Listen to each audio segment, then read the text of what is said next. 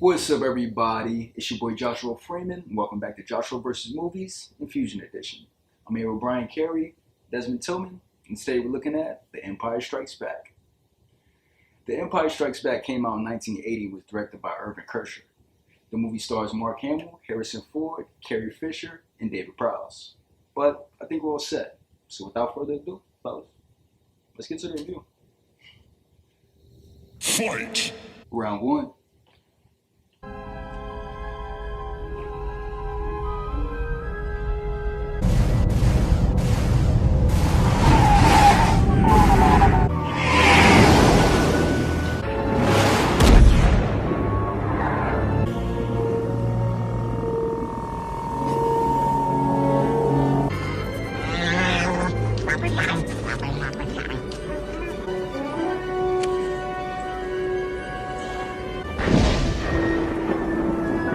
Echo 3 to Echo 7. There's a meteorite that hit the ground near here. I want to check it out. It won't take long.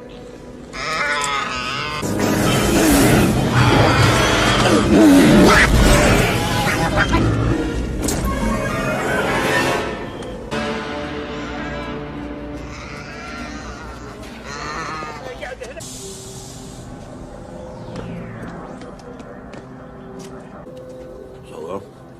No sign of life out there, General. Sensors are in place. You'll know if anything comes around. General, I gotta leave. I can't stay anymore.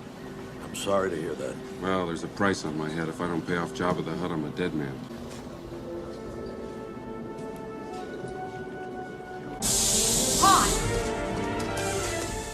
Han, we need you.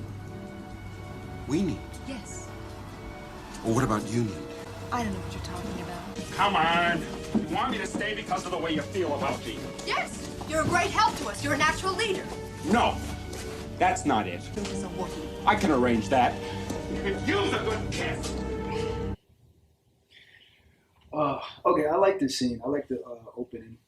And I kind of like how Han and Luke has been shown to be like kind of best friends now after they were just bickering the whole last movie. I think that's kind of cool.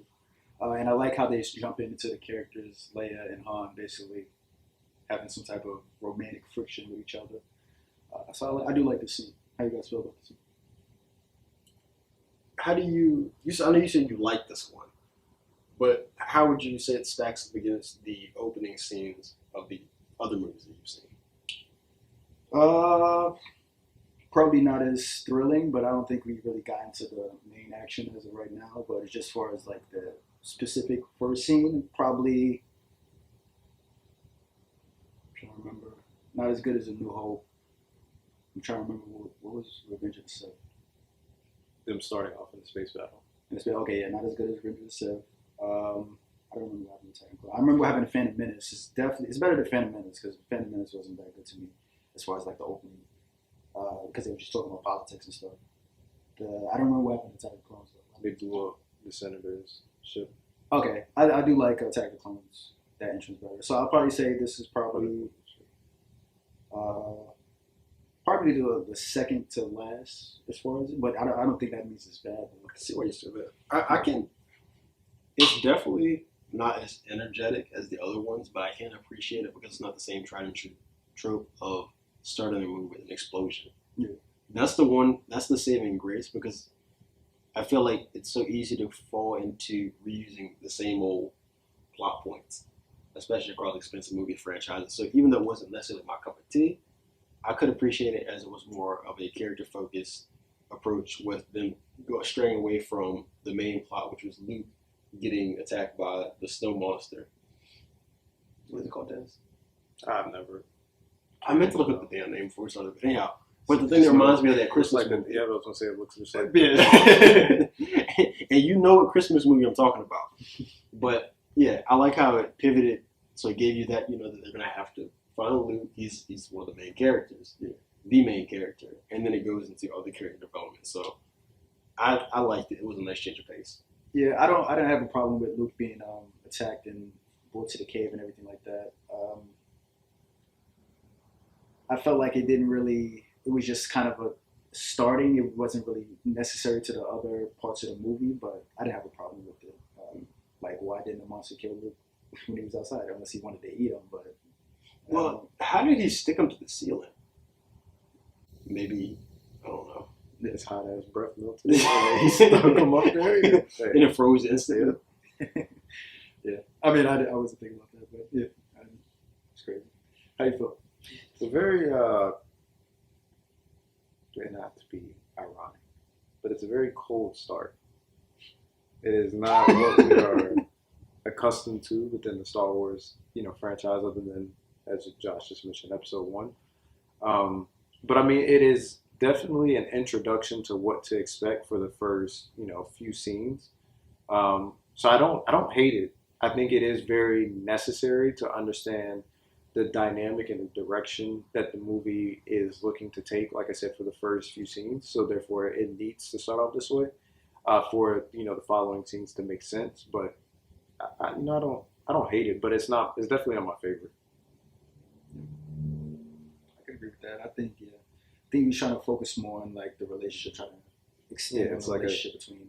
It's a necessity. It's a necessity in the sense of you need to see the character development between 4 and 5, or New Hope and Empire Strikes Back, being since there was no connection. Last time we looked at A New Hope, they were getting their medals for their service to the rebellion and things of that nature. So we didn't see anything between the two to kind of justify why there's this friction and things of that nature. And of course, we haven't seen any of Luke's development yet. So it is very funny how, your biggest thing has always been, well, why are these things happening? I thought the Force is supposed to dictate everything. I'm surprised you didn't say, well, he couldn't detect through the Force that, the monster was getting ready to slap him off. Well, I did think about that, I'm not going to lie, but I knew he was still training, so his powers of the Force wouldn't be as powerful as far as like Obi-Wan or Yoda. The thing I will say, there's one drastic inconsistency. He saw the Force Ghost of Obi-Wan where he, where he tells him, hey, you need to go to the Dagobah system and get trained by Yoda. You will go to the Dagobah system. Dagobah system. There you will learn from Yoda. But the ability to communicate, after death, and essentially on two parts, like, if we paid attention to the Kenobi series, Obi-Wan had to essentially, he had to reconnect himself to the Force and through his, I don't know if he went through any rigorous training or anything, but he had to have a certain level of connectivity to the Force to be able to talk to the Force Ghost of Qui-Gon. And we see Luke in his elementary phase of being in touch with the Force, and he's immediately able to talk to to Obi-Wan's Force Ghost. So it's really so talking to a Force Ghost is more of a two-sided thing instead of just Obi-Wan. Yeah. Oh, okay. But I thought it was more of an Obi-Wan. Luke is the son of the Chosen One. But damn, son of the Chosen One, he should have been able to detect when that goddamn monster was about to slap him. If you gonna put it that way, yeah. Shit, well, yeah, I mean, it's just a very small, nitpicky thing. Because again, it's not a bad scene, but it's not an explosive scene. So it's just one thing to nitpick at. But like I said, I don't have any qualms. It's just a very cold story. But since you mentioned the Force Ghost from Obi-Wan, that's actually probably a problem I did have, but not a huge problem. Why did he tell him before he went out here about Dagobah? And more importantly, why didn't he tell him before because it's 3 years between the last movie and this movie. So why didn't he tell him any time in that 3 years, go to Dagobah, get trained by Yoda? You know what I mean? That was one of my questions too. Sorry, man, I don't have an answer. But I don't know what exactly happened in between because you got books, you have different series and stuff like that. So that was my question. Wait, why now? Why in this snowstorm where he's probably about to die? You say, yeah, go to Dagobah, Luke. I'm about to die now, but thanks. Wait. So yeah, do you know how long it takes calls to travel to the Force? Oh Lord. Oh my God. It's like dial-up. Obi-Wan tried to get in touch with him over those 3 years, but he just came through. Yeah. On Hoth, right? Out of every place, on Hoth, right? In a snowstorm, right? So, yeah, thanks, Obi. Appreciate you. Yeah. Fight! Round 2. Take it easy. We picked up something outside the base of Zone 12 moving east. This signal is not used by the Alliance. It could be an Imperial code. It isn't friendly, whatever it is. Come on, Chewie, let's check it out. Send roads 10 and 11 to Station 38.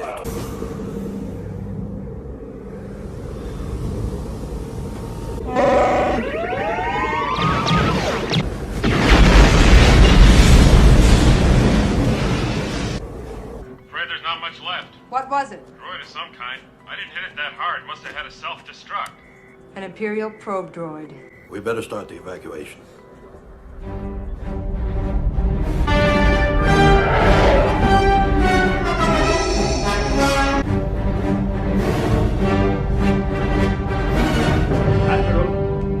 From a probe droid in the Hoth system. It's the best lead we've had. We have thousands of probe droids searching the galaxy. You found something. Yes, my lord. That's it. The rebels are there. Set your course for the Hoth system. General Veers, prepare your men. Okay, I gotta mention it. The Darth Vader theme. I just love it so much. I don't know what it is, but I'll talk about it more as the movie goes along. But I don't know. I think John Williams outdid himself with the score in this movie.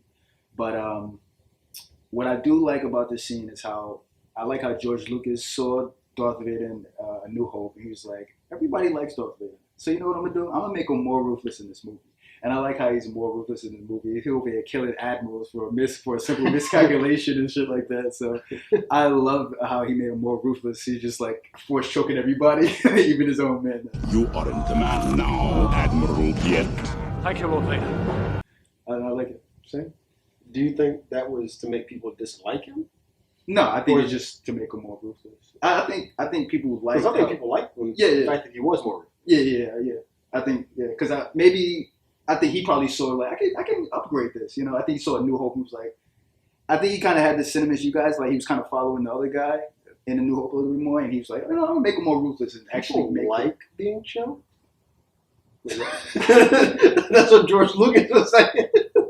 You know what? I'm not surprised. They got everybody getting hands cut off, so I don't know. He might. I don't know, but I think they just like the actual power of him. Like he can control somebody. Just like the way he does it in this movie, I think is like is ruthless for the most part, and I like that. I like how he kind of like upgraded the character to be more ruthless. Why'd you feel like? I had no problem with it. It took me back to like high school and like you were saying about the Darth Vader thing when I was like obsessed with trying to learn how to play it on my saxophone. So yeah, it was definitely, you know, it takes me back to those times. But no, I had no qualms with it. I think it was the introduction to the revamped Darth Vader, the more ruthless. Yeah, I definitely feel like George Lucas took that approach and definitely made sure that this Vader overrode like any subordinate. Yeah.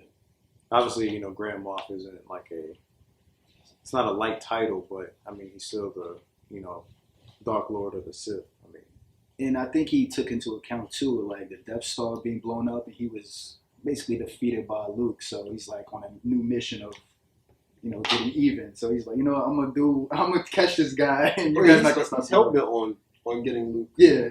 So I think that contributed to him like, oh, that's how I can make him more ruthless. He's hell bent on getting Luke because he destroyed the Death Star. So you know what? He can kill his own admirals for all I care. He's gonna get Luke. So yeah, for sure. It's kind of like an extension of his descent into madness. Because you see, once he's focused on a singular objective, what he's willing to achieve. Yeah. Fight. Round 3. Feeling all right, sir? Just like new, Dak. How about you? Right now, I feel like I could take on the whole Empire myself. I know what you mean.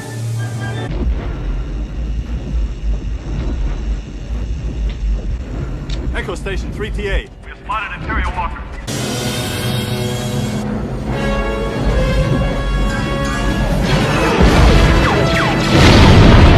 All right, boys, keep tight now. Luke, I have no approach vector. I'm not set. Steady, Dak. All right, coming in.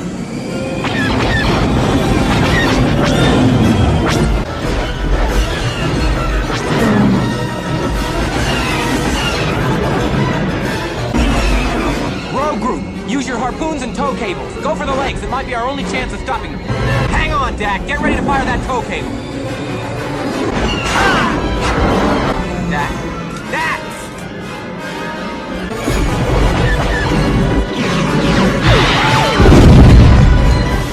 Lord Vader. I've reached the main power generators. The shield will be down in moments. You may start your landing. Steady, Rogue 2. Activate harpoon.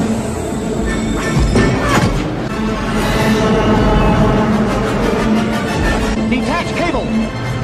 Cable detached.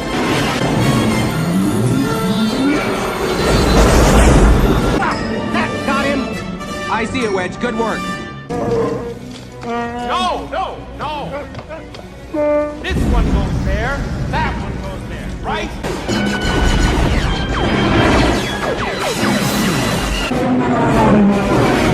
Rogue 2, are you all right? Yeah. I'm with you, Rogue Leader. Stay tight below. This is it. Ow!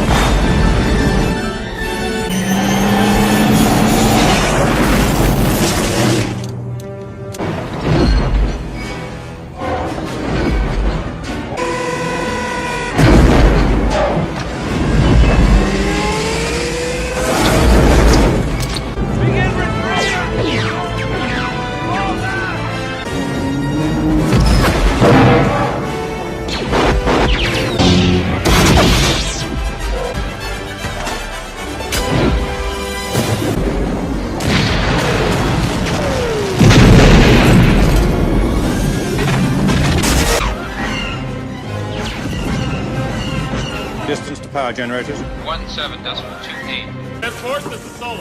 Let her take off. I can't get to you. I'll get her out on the Falcon. Come on.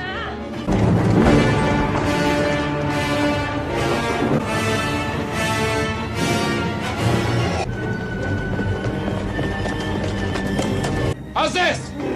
Would it help if I got out and pushed? Captain Turner. Captain Turner. Mike.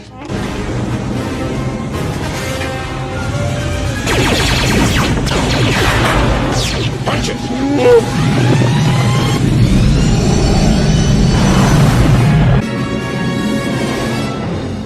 Alright. So, I appreciate the Battle of Hoth for a number of reasons. The first one is it showcased a new environment in the Star Wars universe. Like, it was really refreshing to see them battle in a new locale and see the detail that went into it, from the adaptations of the Rebel fighters with different kinds of uniforms and equipment, and then even the Empire with the snow troopers. That was really dope. And then I also appreciate the fact that it was more so based on military strategy, because as you saw, the AT-AT walkers presented a different challenge. They couldn't penetrate the armor, how they're going to get around that, had to improvise with the cables. The only major detractor I have here, so the AT-AT walkers, as iconic a piece of machinery they are, like if you show anybody one of them, they know it from Star Wars. You see the plushies in the stores now.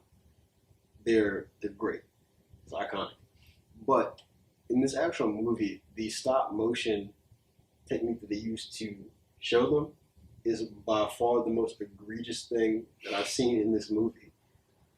And when you said that it wasn't, I forget which one of you said that it wasn't that bad, Josh, or you said that you didn't have a problem with the quality of it. You said it looked really good, didn't you? Yeah, the style she liked the stop motion. Okay, the stop motion did not look good. I'm telling you. Like just so from a distance, it didn't look bad. But when they showed the close-ups where you saw the legs walking, and then like the upward shots from the ground level to the top of the AT-AT walkers, it looked horrible. And I understand it's a limitation of the times. Horrible as far as like just looks fake. Or... Yeah, it didn't match it didn't look real. Like if you look in comparison, because they had in the same shot, they had real people and then other more believable machines, but then they had the AT-AT walking. Like I said, I know it's a limitation of the techniques and then also the times, but it just looked really goofy to me. It looked very similar to something you see on Robot Chicken. I got you. I went there. No, I mean, I can't blame you for your. I mean, you said it looked nice. I mean, I want to hear why you thought it looked nice. No, I just think it looks nice for the movie and actually for the time that it's in, because this movie came out in 1980. So I think it looks. I don't have a problem. I know what certain scenes you're talking about. I think when they're like running under the actual walker, and it does look CGI, but I don't want to CGI look like that. But maybe I'll probably need to see a comparison of what you feel is good motion, like what you call stop motion. Stop motion action, yeah. Instead in this compared to it, and maybe I can definitively say, oh, okay, I understand the difference that you're saying. But from what I've seen from stop motion, it didn't look that bad. It didn't detract from the movie on my part. But but that could just be a difference of opinion. I can say that even things that we saw in the previous movies. Mm-hmm. So this is episode 5. Things we saw in 4 looked better than the AT-AT walkers. Like, so give me an example. Some of the machinery. I can't think of a specific example. I could probably find. I think a lot of stuff in A New Hope was CGI. As far as like, you said maybe newer stuff that was added. I don't know. I haven't seen the previous version, so I don't know what exactly was added. But I do think a lot of stuff was CGI in A New Hope, which is really the big difference from that movie from this one. I think it's a little less CGI and more stop motion, which is why it's like a big detractor. And I did notice that, but in A New Hope, I felt it actually some stuff wasn't needed, and I said that in that video because they just added CGI, and it was like you could have been better. Because, as an example, the monster that Luke was riding in the beginning of the movie, I felt like in A New Hope they would have made that CGI. Which I actually felt like that would have benefited from it to make it more realistic. Because in certain motions that it had, like the running animation looked kind of like choppy. And then, like when it blinked, it just. I know the running. I know exactly the running scene that you're talking about, and I can understand what you're saying, but it's very far and few between to me. Like I don't feel like that's a huge distractor from the movie. No, it's not making a break. No. Maybe if it was running and there was an action scene involved in that stop motion, then yes. But as far as the Imperial Walkers walking, I didn't have a problem with that because I know this movie was made in 1980, technically 1979, 1978, right after the last one. So I didn't have a problem with that, and from what I've seen with stop motion, it looked fine with me because I've seen stop motion in other movies too. So I didn't have a problem with it. I know we talked about Small Soldiers too, so I didn't have a problem with it, especially for the times because I'm pretty sure Small Soldiers is a kind of an older movie too. I don't know. I think it came out in the 90s. Yeah, sure. So yeah, I'm less forgiving when it comes to just because I've seen what they were capable of at the time period. Yeah, I mean, like I said, maybe if you got another example of stop motion and compared it to this and showed me like the actual difference, maybe then I would see. But from what I've seen in this movie, I thought it was fine, and I like the Imperial Walkers too. Like, I didn't like if you showed me a picture of the Imperial Walker, I probably wouldn't know what it's called before watching the Star Wars series. But I was like, oh, that's from Star Wars. I know exactly what that is, so I know what you mean as far as that, and I didn't have a problem. I like the action, them. As far as the directing to action of them going in between the legs and everything like that, and I didn't have a problem with stop motion at all. I thought it was actually fitting. But like I said, it's a difference of opinion. Like we're not gonna always agree. So I mean, hey, it's a difference. And like I said, yeah, I think a lot of stuff in The New Hope was just CGI that they just added, and not that everything was like look fake or anything. There was some stuff that was good, but I didn't have a problem with the stop motion in this movie. I know you agree with Brian, but how you feel? No, I don't agree with anything as far as like the CGI versus stop motion, just because that's not my realm. I'm gonna keep it buck with y'all. I don't care too much about it. I do know what you guys are talking about. It does kind of look like, at times the video's still buffering a little bit, so we haven't got all the way there. But again, listen, if they use stop motion in 2022, hell yes, I would have a problem with it. But come on, this movie came out in 1980. Come on, like you said, you have some realm of real. Yeah, you have to have some realm of that. Like, so I wasn't like, oh god damn, why are they still buffering? Like, I wasn't like that. Like, so what would you say? I was gonna say the only thing to really unpack here is just like the differences in military might. Like, it goes to show, like you were saying, Brian, the AT-AT walkers, and the most the rebellion has in a response are speeders that have nowhere near the firepower that they need to be in contention, and then of course they have harpoons and tow cables. So it really just goes to show that, I mean, it's baffling that the Empire is struggling this much against the rebellion, with what they have, but why do they have more advanced, I guess you could say, technology than the rebellion? Why? Because why do the Empire have more advanced? Because they're the Empire. Like they just took over. Well, I wasn't okay. So over the past few movies, they've infiltrated every sector of the universe. And then they exploit for their labor and things of that nature. So yeah, I mean, it's kind of funny at the same time, but I'm not gonna say funny, but it's very interesting at the same time. Like the Empire is just our textbook example of colonialism. So, You did see that. but yeah, I mean, not a lot to unpack. I mean, Luke's quick thinking on his feet, a la Anakin Skywalker. Like, Rip to Dak. Fight! Round 4.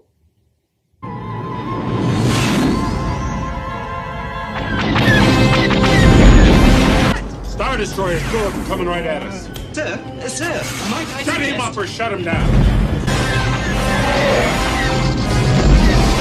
Prepare to make the jump to light speed. But sir! I think we're in trouble. If I may say so, sir, I noticed earlier the hyperdrive motivator has been damaged. It's impossible to go to light speed. We're in trouble. Sylvia Lambert!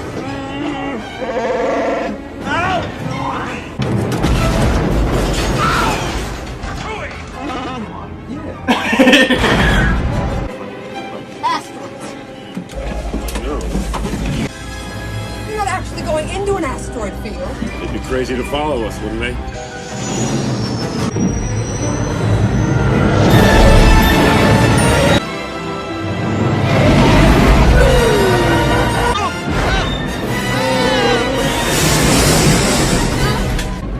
We're going to get pulverized if we stay out here much longer. I'm going in closer to one of the big ones. Closer.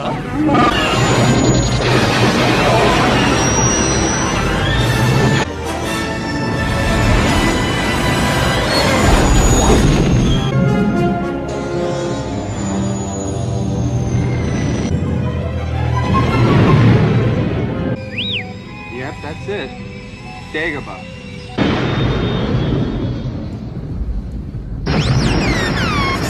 All the scopes are dead. I can't see a thing. Just hang on. I'm gonna start the landing cycle.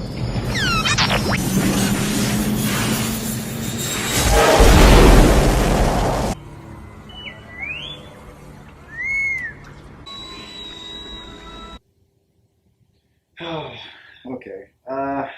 This is my first problem with the movie. Them getting through this blockade and actually escaping the actual, the actual fucking empire. I just think that's kind of wild. Not to mention that the spaceships that was chasing them get hit by the asteroid when a big ass Millennium Falcon doesn't get hit by the asteroid. And I know you're gonna say Han is a experienced pilot, but fuck that. As we can see through this goddamn series, blockades have literally meant nothing. As we can see from the first episode of Phantom Menace, like they got through that blockade easily, and they get through this blockade easily. So like apparently blockades are the most useless piece of shit in this Star Wars franchise as of right now. So. No. Stormtrooper's aim is one, and then is the blockade. So do that. But that's really my only problem with this scene is just them actually surviving this and actually getting past the blockade and everything. So and the asteroid field too. So. In my personal opinion, and feel free to disagree, you're a film aficionado.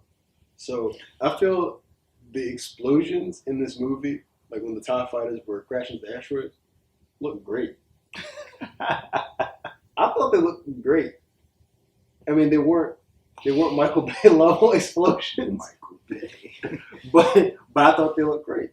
No, I agree. I like them. Like I said, I didn't have any problem like visual effects wise with this movie. Like I liked everything visual effects wise with this movie. I didn't have a problem with the explosions. It just was the logic. How'd you feel about it? I think George Lucas has a bit of comedy here, like when Han and Chewie are, trying to figure out what's going on with the hyperdrive, and the Millennium Falcon, and to your point, is crashing into asteroids or asteroids are hitting it, and then when they go to the scene, because we were questioning like who's flying it, and then when we go into the cockpit, is Leia sitting in the co-pilot seat. Yeah. So I thought it was a bit funny by George Lucas, depending on how you want to take it. The other piece is as we know, when they go into that hole, that's actually like some space specimen. And I'm just trying to figure out when they're flying into the hole, how do they not see any of the teeth that show when they're escaping it? That is unanswerable. It's just like, I can't justify it. Hindsight being 2020. Yeah, because they do fly in his mouth. Yeah, like they're inside this beast's body. Is just really weird to me how, the intestines of this beast somehow mimic the interiors of some cave, and they don't realize it until they park it in there for like 30 minutes. Yeah, if you go back and look, it was kind of smooth, and it, like, without actually examining it, and at that scale, it's in the dark hole inside the asteroid. Unless the monster's just sitting in the hole with his mouth open, it's like, and they just go in. I don't know why, but I don't know. I mean, I get it. If we were to put ourselves in their shoes, it's a high anxiety, high stress situation. They weren't thinking 2020. Yeah, we're seeing 2020. I'm sorry, but I mean that's the only thing to take away from it. It adds to the suspense. I love the subtle comedy. I don't really have anything with it other than, of course, as we've seen thus far, the nitpicking things that we can find with it. Yeah, I feel like George Lucas, because you know how Han has a lot of one-liners in this movie. Well, I guess in the next movie and the movie previous too. I feel like he transferred that to Obi-Wan in the prequels. Because remember when I was like, I feel like Obi-Wan has a lot of by the third episode he has like a lot of one-liners, and I feel like he tries to do that to Obi-Wan. And I wouldn't say it kind of fits his character because of what he came out to be, but I didn't really have a huge problem with it. But this is something I noticed though, because Han is like kind of like the comedic character, and they don't really have that. Oh, they have Jango. No, I mean not Jango Fett, Jar Jar, but you know how that worked though. Yeah, Jar Jar was for the kids. Yeah, it was a good Fight! Round 5. Now all I gotta do is find this Yoda. It's really a strange place to find a Jedi Master. Something familiar about this place. I feel like... Like what? like we're being watched. I am wondering, why are you here? I'm looking for someone. Help you again? Yes. I'm looking for a great warrior. Wars not make one great. Put that down. Now Hey! It's my dinner. If we could get our ship out, we would, but we can't. So why don't you just... not get your ship out? Hey, get out of there!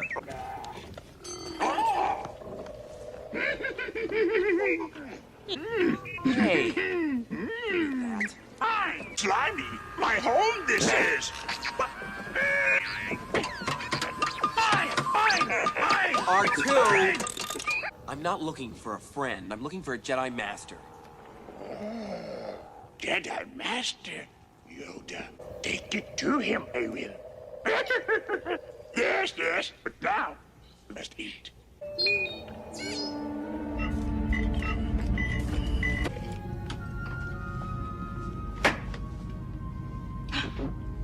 You make it so difficult sometimes. I do, I really do.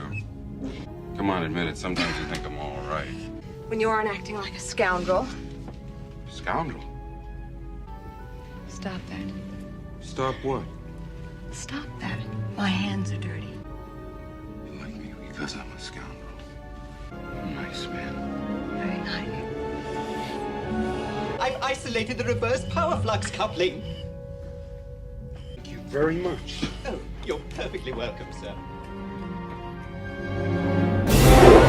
I want every ship available to sweep the asteroid field until they are found.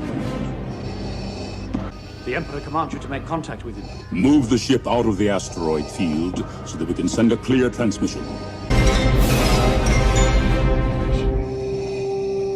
What is thy bidding, my master? There is a great disturbance in the Force. The young rebel who destroyed the Death Star. I have no doubt this boy is the offspring of Anakin Skywalker. He could destroy us. He's just a boy. If he could be turned, he would become a powerful ally. Yes. He will join us or die, Master. I'm sure it's delicious. I just don't understand why we can't see Yoda now. Patience! For the Jedi, it is time to eat as well. How far away is Yoda? Will it take us long to get there? Not far. Yoda, not far. Patience, Soon you will be with him. Why wish you become Jedi? Mostly because of my father, I guess. Father? How for Jedi was he? How could you know my father? You don't even know who I am. No, I don't even know what I'm doing here. We're wasting our time. The boy has no patience. He will learn patience. Much anger in him. Like his father. He is not ready. Yoda. Ben, I can be a Jedi. Ben, tell him I'm ready. Ready, are you? What knows you ready? A Jedi must have the deepest commitment. The most serious mind. You are reckless. So was I, if you remember. He is too old. But I've learned so much. I'm not afraid. You will be. Alright, so I'm going to address the elephant in the room.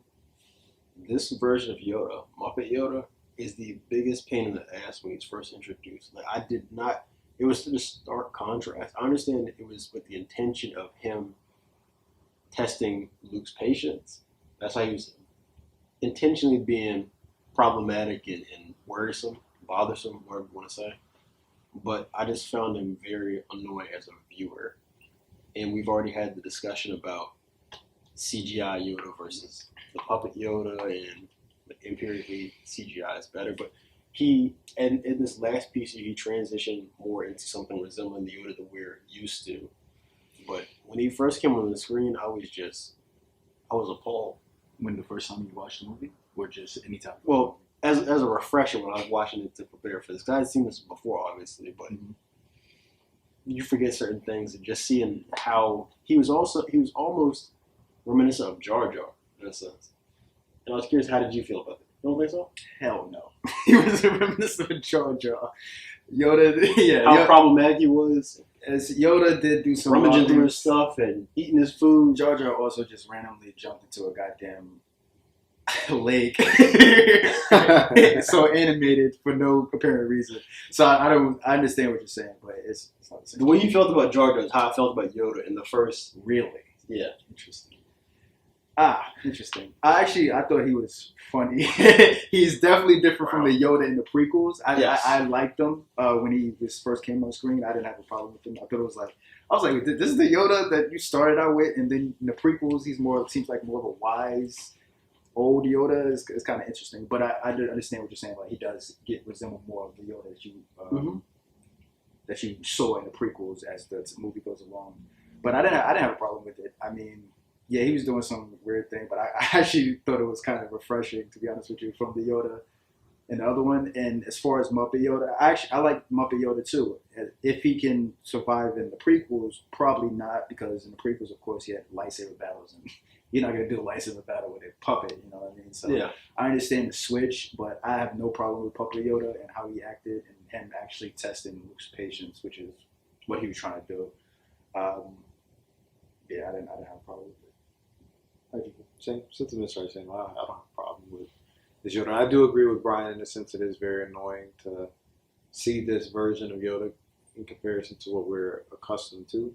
I think if he was out throughout the whole movie, if he was like that, it would have been annoying. Yeah. It would have been weird, especially if he was like training Luke. He's like, what's that on your nose? Like, a booger is that? Yeah, like some shit. But yeah. You would think at first that, he's doing it that way to conceal his identity as a Jedi.